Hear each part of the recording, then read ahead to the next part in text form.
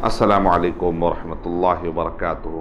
अब सूरह दुहा में अब दावत का जो काम हो रहा है, तो भाई अब एक पूछेंगे, भाई ऐसी कोई मिसाल बताइए जहाँ पर ऐसा दाई, जब से आप कह रहे हैं कि दाई के अंदर ये होना चाहिए तौहीद साथ आखिरत जन्नत और जहन्नम, दाई को ऐसा होना चाहिए कि ह्यूमैनिटी के इंसानियत का दर्द उसके अंदर होना चाहिए, उसका नफ्स अच्छा होना चाहिए, उसका अमल अच्छा होना चाहिए, मिसाल कौन है? मोहम्मद सल्लल्लाहु अलैहि वसल्लम। सूरह दुहा पढ़ लीजिए आप।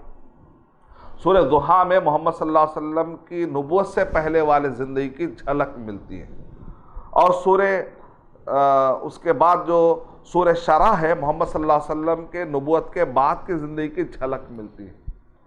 यह है दो सूरतों का आप गौर करके देखिए, आप इसके अंदर काफ़ी आपको सबक मिलेंगे।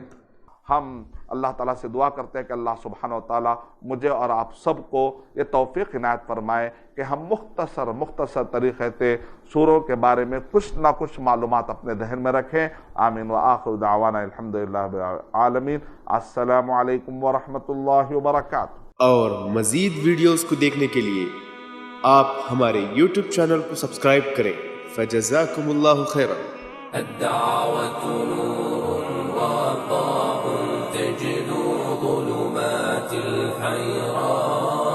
منهج خير الناس جميعا لا يبلى عبر الأزمان.